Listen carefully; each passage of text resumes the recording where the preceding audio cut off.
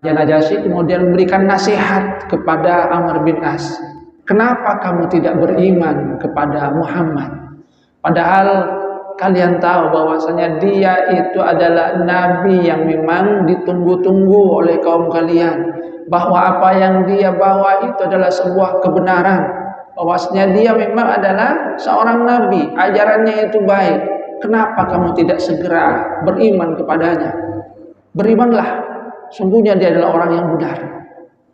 Karena memang Raja Najasyi kemudian juga memang beriman kepada Rasulullah SAW, masuk Islam. Apa yang dinasihatkan oleh Raja Najasyi itu kemudian menjadi bahan pikiran dari Amr bin As. Dia kemudian berpikir, apa benar yang disampaikan oleh Raja Najasyi ini? Benarkah Muhammad itu adalah Rasul utusan Allah? Bukankah dia hanya ingin mendapatkan kedudukan? Dalam pandangan Amr bin As, Rasulullah SAW seorang yang merusak tatanan sosial politik yang ada pada waktu itu. Dalam pandangan Amr bin As, Rasulullah SAW hanya ingin mendapatkan kedudukan di tengah-tengah kaum Quraisy. Tapi apa yang disampaikan oleh Raja Najasyi kemudian membuat dirinya menjadi berpikir, apa benar apa yang disampaikan oleh Raja Najasyi ini? Benarkah bahwasanya Muhammad itu adalah utusan Allah? Bukankah dia itu hanya ingin mendapatkan kedudukan? Lama itu direnungkan dan pada akhirnya Allah Subhanahu wa taala membukakan hatinya.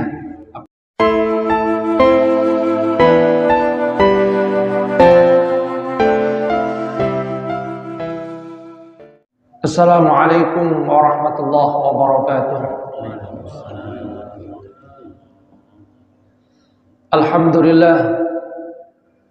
Alhamdulillahilladzi hadana lihada wa ma kunna linahtadiya laula an hadanallah.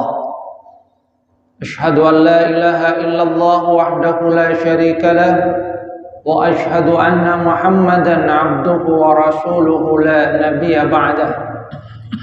Allahumma salli ala Muhammad wa ala ali Muhammad kama sallaita ala ali Ibrahim wa barik ala Muhammad wa ala ali Muhammad kama barakta ala ali Ibrahim fil alamin innaka Hamidum Majid. Rabbi shrah li sadri wa yassir li amri wahlul 'uqdatam min lisani yafqahu qawli, amma ba'du. Hadirin jamaah salat subuh rahimakumullah. Alhamdulillah kita bersyukur kepada Allah Subhanahu wa taala karena Allah masih memberikan kita nikmat sehat, nikmat iman, bisa melangkahkan kaki ke masjid ini, menghambakan diri kepada Allah Subhanahu wa taala, melaksanakan sholat subuh berjamaah. Mudah-mudahan kita termasuk ke dalam bagian dari hamba-hambanya yang diberikan jaminan perlindungan oleh Allah Subhanahu wa taala. Hadirin jamaah salat subuh rahimakumullah, kita lanjutkan kajian sirah nabawiyah. Pekan yang lalu kita membahas tentang keislaman Khalid bin Walid. Nah, di antara 3 orang yang datang kepada Rasulullah sallallahu alaihi wasallam pada masa perjanjian Hudaybiyah untuk memeluk agama Islam adalah Amr bin As. Amr bin As ini adalah salah seorang tokoh Quraisy. Beliau adalah seorang pengusaha yang sukses. Jadi seorang saudagar kaya. Beliau itu biasa melakukan perjalanan dagang dari berbagai kota ke negeri Syam, ke negeri Yaman, termasuk juga ke negeri Habasyah atau yang kita kenal sekarang dengan nama Ethiopia. Artinya beliau itu memiliki relasi yang luas. Ada banyak kenalan di berbagai negara yang itu kaitannya dengan hubungan bisnisnya. Termasuk juga dengan penguasa-penguasa yang ada di berbagai negeri yang dia kunjungi. Nah, ketika umat Islam itu diperintahkan oleh Rasulullah SAW untuk hijrah ke negeri Habasyah, maka Amr bin As ini diberikan tugas oleh orang-orang Quraisy. Untuk apa? Untuk menyusul orang-orang kaum muslimin yang hijrah ke negeri Habasyah. Mereka kemudian datang di bawah pimpinan Amr bin As. Amr bin As ini yakin bahwasanya misinya akan sukses. Kenapa demikian? Karena dia mempunyai hubungan yang baik dengan Raja Habasyah. Biasa memang sudah silaturahim berhubungan dengan Raja Habasyah. Dia kemudian merasa yakin bahwasanya dia akan bisa mengembalikan umat Islam yang hijrah ke negeri Habasyah, dikembalikan lagi ke tanah mereka, ke Mekah.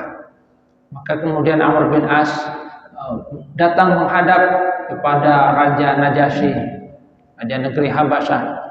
Beliau katakan bahwa ada dari golongan kami, penduduk kami yang sekarang ini hijrah ke negeri engkau, wahai Raja, dan mereka itu adalah orang-orang yang tidak baik.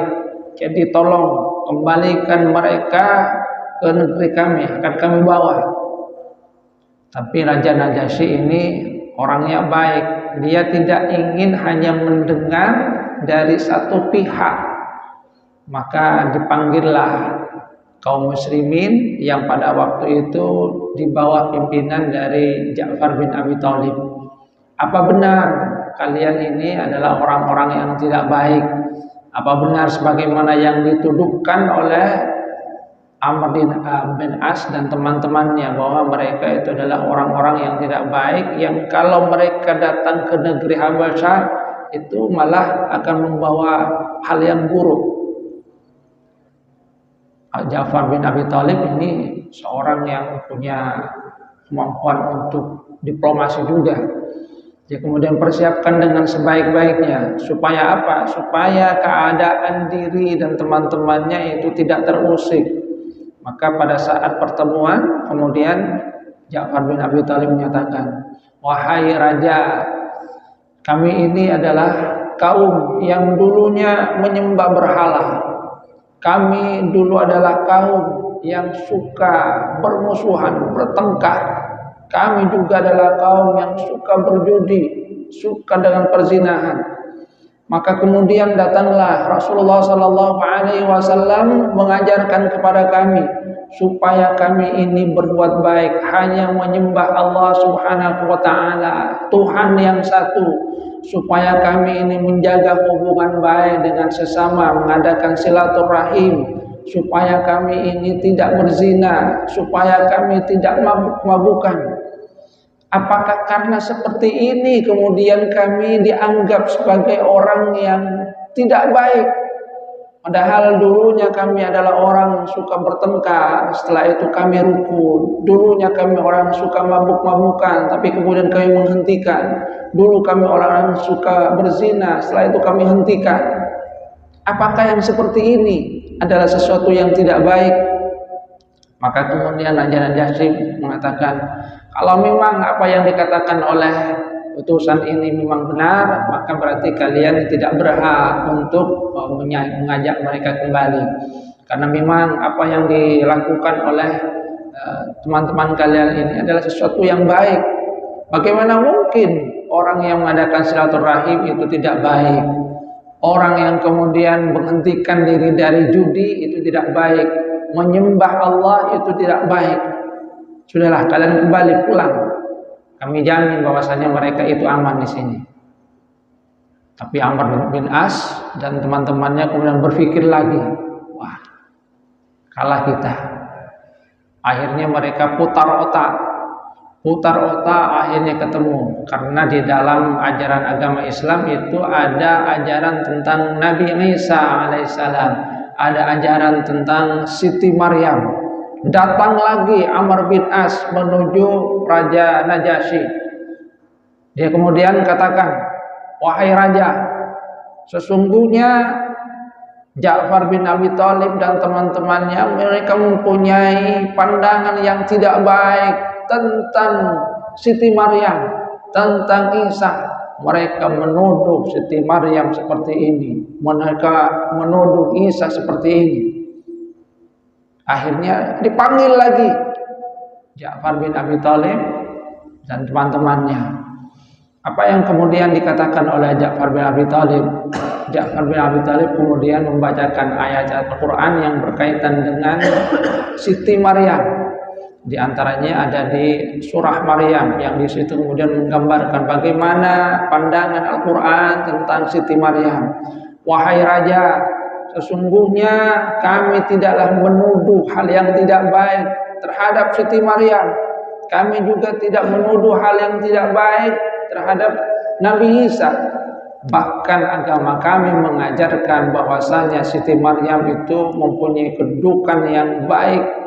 Beliau kemudian membacakan dalam surah Maryam misalnya, wadhkur fil kitabi Maryam idin tabadat min ahliha makanan syarqiyyah fattakhadhat min dunihim hijaba. Dibacakan sampai kemudian juga pada ayat-ayat yang berkaitan dengan Nabi Isa alaihi salam. Bagaimana Nabi Isa ketika menjawab tuduhan dari orang-orang yang menuduh bahwasanya dia adalah anak zina. Qala inni Abdullah atani alkitab. Nabi Isa kemudian menyatakan, saya adalah hamba Allah. Allah memberikan kepada saya itu kitab. Termasuk bagaimana sikap yang diberikan oleh Nabi Isa. Wa barram biwalidati, saya ini berbakti kepada ibu saya. Sehingga ketika dibacakan ayat-ayat yang berkaitan tentang Siti Maryam, ayat-ayat yang berkaitan tentang Nabi Isa alaihissalam, maka Raja Najasyi itu kemudian merasa bahwa apa yang disampaikan oleh Ja'far bin Abi Thalib, ayat-ayat yang dibacakan itu menyentuh hatinya. Dia katakan, tidak ada perbedaan antara ajaran agamanya dengan ajaran agama saya. Sama-sama dalamnya mengagungkan Siti Maryam, mengagungkan Nabi Isa. Sudahlah, kalian pulang. Kalian mendapatkan perlindungan dari saya. Sehingga usahanya ini kemudian tidak berhasil. Akan tetapi karena beliau Amr bin As itu seorang pengusaha, maka tetap melakukan hubungan dagang. Cuma kemudian satu waktu Raja Najasyi yang melihat bahwasanya Amr bin As sesungguhnya adalah orang baik, karena sering datang dan juga memberikan hadiah kepada Raja Najasyi. Raja Najasyi kemudian memberikan nasihat kepada Amr bin As. Dia kemudian memberikan nasihat, kenapa kamu tidak beriman kepada Muhammad? Padahal kalian tahu bahwasanya dia itu adalah nabi yang memang ditunggu-tunggu oleh kaum kalian, bahwa apa yang dia bawa itu adalah sebuah kebenaran, bahwasanya dia memang adalah seorang nabi, ajarannya itu baik. Kenapa kamu tidak segera beriman kepadanya? Berimanlah, sungguhnya dia adalah orang yang benar. Karena memang Raja Najasyi kemudian juga memang beriman kepada Rasulullah SAW, masuk Islam. Apa yang dinasihatkan oleh Raja Najasyi itu kemudian menjadi bahan pikiran dari Amr bin As. Dia kemudian berpikir, apa benar yang disampaikan oleh Raja Najasyi ini? Benarkah Muhammad itu adalah Rasul utusan Allah? Bukankah dia hanya ingin mendapatkan kedudukan? Jadi dalam pandangan Amr bin As, Rasulullah SAW itu adalah seorang yang merusak tatanan sosial politik yang ada pada waktu itu. Karena pada waktu itu kan keadaan damai, kemudian datang Rasulullah SAW menyampaikan risalah agama tauhid, dan di situ kemudian terjadilah perpecahan. Ada yang beriman kepada Rasulullah SAW, ada yang tidak mau beriman, sehingga ada ayah dan anak yang kemudian terpisah, ada ibu dengan anak yang kemudian berbeda keyakinan, ada majikan dengan buruhnya, dengan budaknya yang kemudian berbeda keyakinan. Dalam pandangan Amr bin As, Rasulullah SAW seorang yang merusak tatanan sosial politik yang ada pada waktu itu. Dalam pandangan Amr bin As, Rasulullah SAW hanya ingin mendapatkan kedudukan di tengah-tengah kaum Quraisy. Tapi apa yang disampaikan oleh Raja Najasyi kemudian membuat dirinya menjadi berpikir, apa benar apa yang disampaikan oleh Raja Najasyi ini? Benarkah bahwasanya Muhammad itu adalah utusan Allah? Bukankah dia itu hanya ingin mendapatkan kedudukan? Lama itu direnungkan dan pada akhirnya Allah Subhanahu wa taala membukakan hatinya, apalagi melihat bahwasanya kedudukan dari Rasulullah sallallahu alaihi wasallam semakin hari itu semakin kuat. Termasuk di dalamnya adalah bagaimana Rasulullah sallallahu alaihi wasallam itu bisa mengalahkan orang-orang Quraisy dalam beberapa peperangan yang mereka hadapi.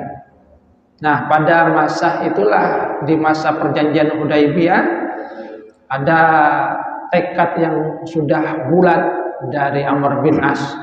Jadi dikatakan bahwasanya sesudah menghadap Raja Najasyi, dia kemudian kembali ke Mekah, mengarungi lautan dan segera bergegas untuk menemui Rasulullah sallallahu alaihi wasallam masuk Islam.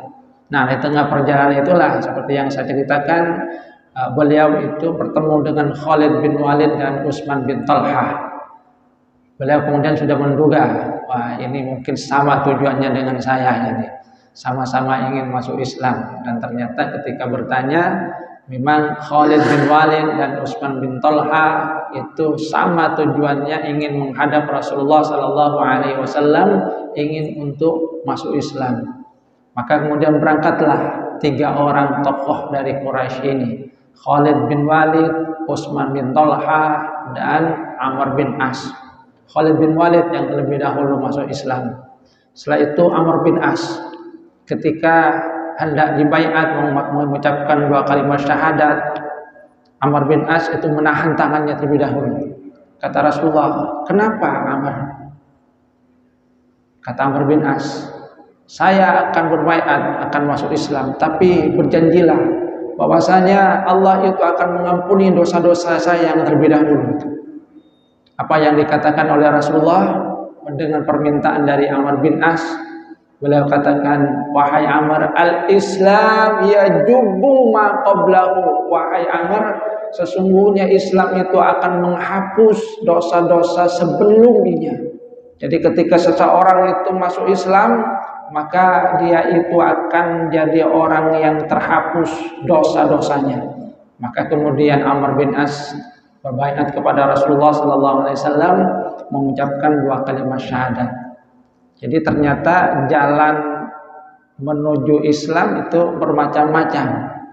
Amr bin As ini seorang tokoh Quraisy, sudah berhadapan dengan Rasulullah sallallahu alaihi wasallam, tapi perantara keislamannya itu adalah nasihat yang diberikan oleh Raja Najasyi. Jadi nasihat Raja Najasyi itu membekas kepada dirinya, karena Raja Najasyi itu adalah seorang yang punya kedudukan tinggi, kan? Nasihatnya kemudian menjadi sesuatu yang dipertimbangkan benar-benar oleh Amr bin As. Tak mungkin Raja Najasyi ini berbohong. Dia kemudian merenungkan, dan disitulah beliau segera memutuskan untuk memeluk agama Islam. Dan setelah itu menjadi salah satu pendukung dari Rasulullah sallallahu alaihi wasallam. Dalam beberapa peperangan, Rasulullah sallallahu alaihi wasallam itu mempercayai Amr bin As untuk menjadi panglima perangnya. Bahkan satu waktu kemudian dipanggil Amr bin As oleh Rasulullah sallallahu alaihi wasallam, segera datang, kata Rasulullah, "Saya akan utus engkau untuk memimpin pasukan, dan kamu insya Allah akan mendapatkan banyak harta rampasan perang." Apa yang dikatakan oleh Amr bin As, "Wahai Rasulullah, saya ini masuk Islam bukan dalam rangka untuk mendapatkan harta. Saya ini ikhlas masuk Islam karena memang saya ingin masuk Islam, mengharapkan ridha engkau, mengharapkan ridha Allah Subhanahu wa taala. Saya berperang juga bukan karena ingin dapat harta." Tapi apa yang dikatakan oleh Rasulullah sallallahu alaihi wasallam, "Ni'mal malus salih." Sesungguhnya sebaik-baik harta yang baik itu fil mar'is shalih, kalau ada di tangan seorang yang baik juga. Jadi harta yang baik, kata Rasulullah, itu akan menjadi sesuatu yang baik juga kalau ada di tangan orang yang baik. Hartanya memang harta yang baik, tapi ada di tangan orang yang baik, maka harta itu akan menjadi sesuatu yang berguna. Hartanya memang baik, tapi orangnya kemudian tidak baik, maka bisa jadi akan digunakan untuk hal yang tidak baik, digunakan untuk menyuap, digunakan untuk foya-foya. Tapi kalau hartanya baik, orang yang memilikinya itu juga baik, maka dia akan mempergunakannya dalam rangka kebaikan. Ni'mal malu sholih fil mar'is sholih. Sebaik-baik harta yang baik adalah kalau ada di tangan orang yang baik. Dan Amr bin As itu terkenal sebagai penakluk Mesir, karena pada masa Umar bin Khattab beliau itu diutus oleh Umar untuk menaklukkan Mesir. Hanya saja pada waktu itu Umar bin Khattab agak sedikit khawatir ya, karena masih ada pengaruh dari kerajaan Bizantium, Romawi yang dekat dengan wilayah Mesir. Sehingga ketika pasukan sudah berangkat, Umar bin Khattab itu mengirim lagi utusan, memberikan surat. Cuma ada firasat politik juga pada diri Amr itu. Terima surat, tidak segera dibuka. Dia segera melanjutkan perjalanan sampai masuk ke wilayah Mesir. Setelah itu dibuka. Ternyata isi suratnya, saya mengirimkan surat kepada kamu. Kalau kamu belum masuk wilayah Mesir, maka baliklah pulang. Tapi kalau kamu sudah masuk ke wilayah Mesir, maka teruskanlah perjuangan kamu. Mudah-mudahan Allah Subhanahu wa Ta'ala memberikan pertolongan. Jadi sholat tadi seandainya dibuka tadi, pada saat langsung menerima, mungkin dia akan pulang karena isi suratnya kalau belum masuk wilayah Mesir, balik. Tapi kalau sudah masuk wilayah Mesir, lanjutkan perjuangan. Dan suratnya itu diterima tapi tidak langsung dibuka. Ketika sudah masuk wilayah Mesir baru dibuka. Jadi pada waktu itu ya sesuai dengan pesan dari suratnya. Kalau sudah masuk wilayah Mesir, lanjutkan perjuangan. Dan alhamdulillah Amr bin As mendapatkan kemenangan, apalagi kemudian pada saat itu pergantian kekuasaan pada kerajaan Bizantium. Rajanya pada waktu itu sudah memperhitungkan kekuatan dari umat Islam, jadi mereka itu kemudian tidak lagi mengusik kekuatan dari umat Islam. Jadi terkenal sebagai penakluk Mesir. Beliau katakan di akhir hayatnya, saya ini dulunya sangat memusuhi Muhammad. Sebelum saya masuk Islam, orang yang paling saya benci itu adalah Muhammad. Tapi setelah masuk Islam, beliau adalah orang yang paling saya cintai. Dan saat berhadapan dengan Rasulullah, saya ini merasa segan, saya tertunduk karena beliau itu sangat wibawa. Cuma ada yang sangat saya sesali ketika saya masuk Islam. Apa yang sangat saya sesali? Saya sempat menahan tangan saya untuk berbaiat karena saya meminta kepada Rasulullah Sallallahu Alaihi Wasallam supaya Rasulullah itu mengampuni dosa-dosa saya kalau saya sudah masuk Islam. Itu yang sesungguhnya sangat saya sekali juga. Kenapa saya kemudian sempat menunda? Karena khawatir kalau saat menunda kemudian tiba-tiba terjadi sesuatu, itu yang sangat disesali. Saya sempat menahan tangan saya itu. Tapi kemudian beliau tetap masuk Islam dan gugur sebagai seorang muslim. Hadirin jamaah rahimakumullah. Jadi ini juga satu kisah yang sangat berharga, bahwa keislaman itu kadang datangnya petunjuk itu berbeda-beda. Kalau Khalid bin Walid kemarin dengan perasaan yang dia hadapi, bagaimana ketika berhadapan dengan Rasulullah, beliau itu merasakan bahwa merasa di pihak yang salah, bahwasanya pasukannya pasti akan mendapatkan kekalahan. Amr bin As yang awalnya memandang Rasulullah SAW sebagai perusak tatanan sosial politik, bahwasanya beliau itu hanya ingin mendapatkan kedudukan, tapi ketika mendapatkan nasihat dari seorang penguasa Habasyah, Raja Najasyi, beliau kemudian merenungkan dan merasakan bahwa apa yang disampaikan oleh Raja Najasyi itu memang benar.